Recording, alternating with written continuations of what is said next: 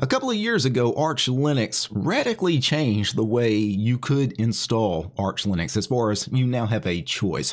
Before, about 2 years ago, you had to install Arch Linux via the command line. It was a command line installation. You read their installation guide. You entered about a dozen different commands in the terminal, and in about 10 minutes you were done. It's not a very lengthy process, but still, a lot of people saw that installation process as being hard, being difficult, because it involved typing in a terminal, and not everybody likes typing stuff in a terminal. It seems kind of scary, especially when you don't know what the commands are, which new users don't know what they're really typing in the terminal. Is this going to damage my computer? What's really happening with this command? Well, the Arch Linux team have kind of solved this problem, because now there is a new automated way to install Arch Linux with the archinstall script. And I haven't run through an archinstall script installation since it was first introduced about 2 years ago. So I'm kind of interested in seeing in the last couple of years, has it gotten even better? Is it still easy? Has it improved? Is there more features? I'm kind of curious. So today I'm going to run through a quick installation of Arch Linux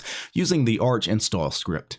So I'm going to do this installation using a virtual machine. The first thing you need to do to install Arch Linux, obviously, is to go grab the ISO. So go to archlinux.org, go to the download link, and then grab either the magnet link or the torrent link, depending on how you want to grab that ISO. I have already downloaded the ISO, so I'm going to go ahead and launch Virt Manager, and we're going to go ahead and spin up a virtual machine here. So I'm going to create a new virtual machine.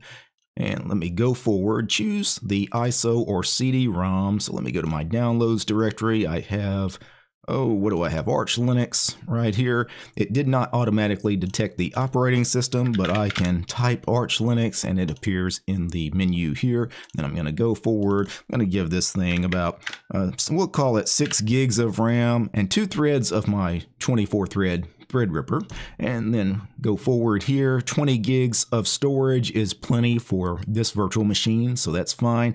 Naming the VM, it suggests Arch Linux. That is fine, and away we go. And now I've created this VM. Let me make it full screen, and let's go ahead and launch Arch Linux.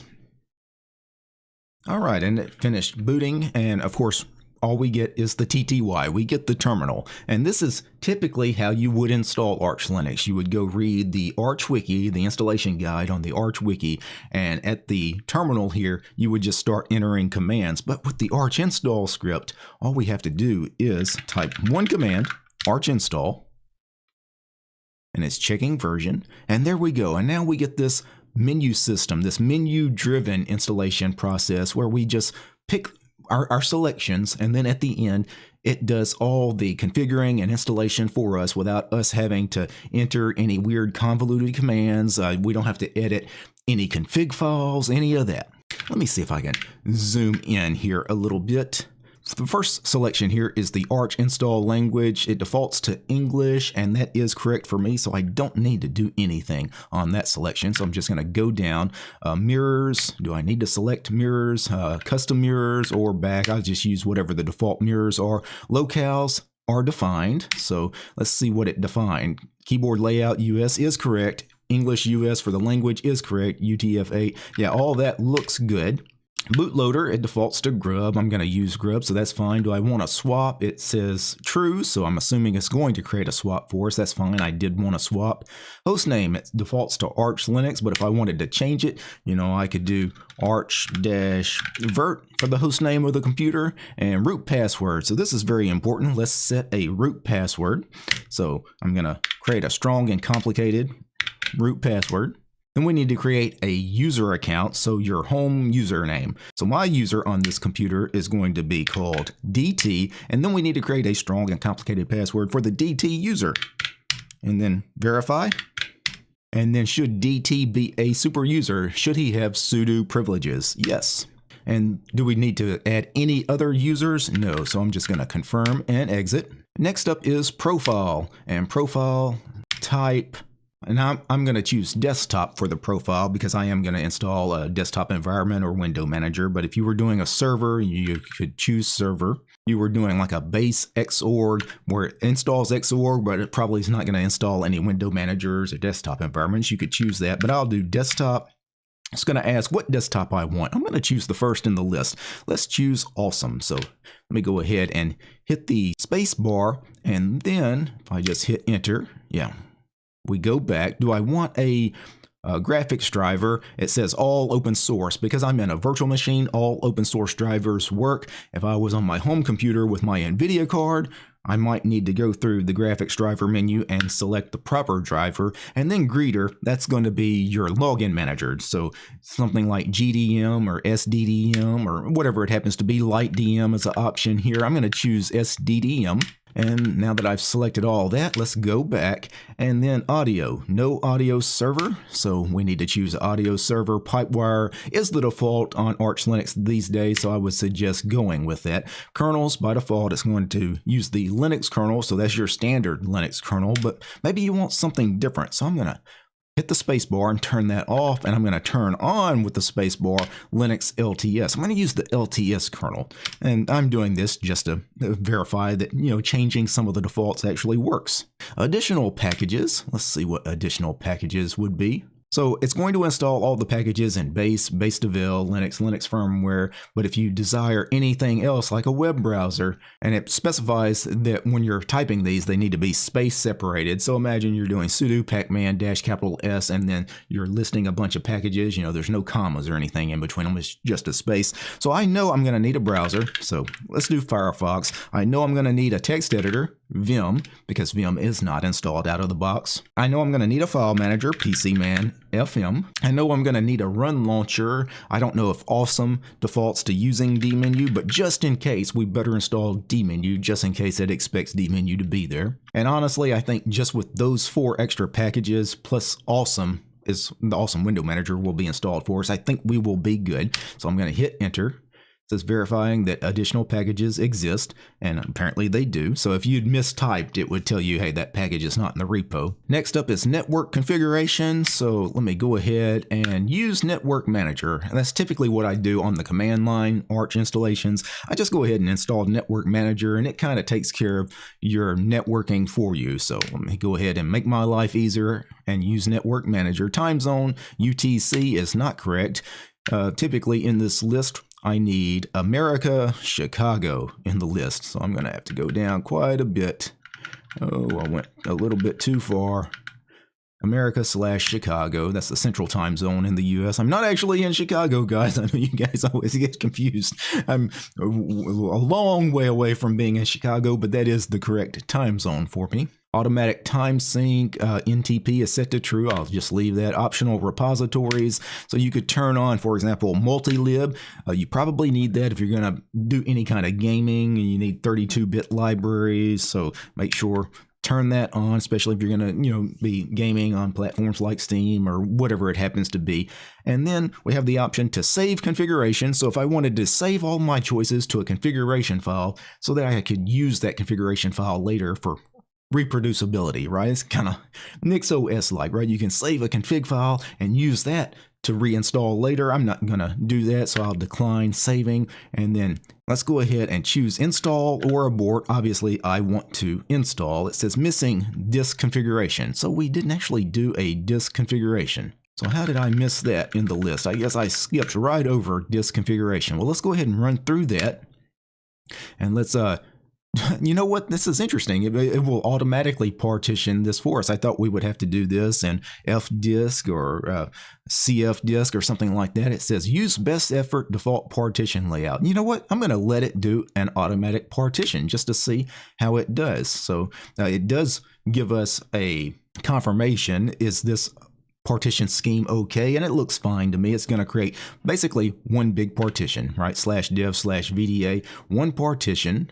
It says select one or more of these devices to actually install Arch Linux to. So I'll turn the one partition, the one big partition, because the other really small partition there, the 803 megabyte partition, is just a loopback device. So we need to choose this one here.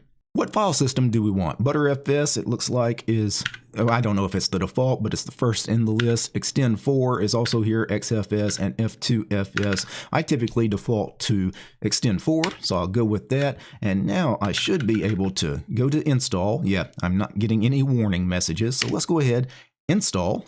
And now let me zoom back out here. It says press enter to continue.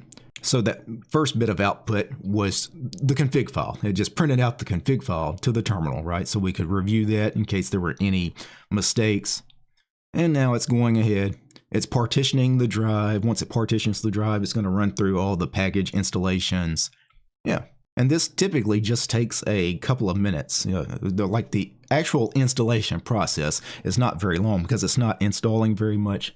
So that's a very easy and quick installation. The only thing we need to do now is, as soon as this is done, we need to reboot, make sure we get grub, and then make sure that we have our login manager, SDDM, and that we can log in to Awesome Window Manager. And the installation process has finished. Now it's asking, would I like to chroot into the newly created installation and perform any post-installation configuration? So what this is asking here is, do we want to chroot, change root over into our new Arch Linux installation and finish up anything before rebooting the machine? And I don't really need to do anything, but let's see if this works. So I'll choose yes. And let's imagine, what I forgot to install an important package I need. So let's do a sudo pacman -S for install. And maybe I forgot to install Emacs and I really wanted Emacs on the system. Let's go ahead and install that before we reboot.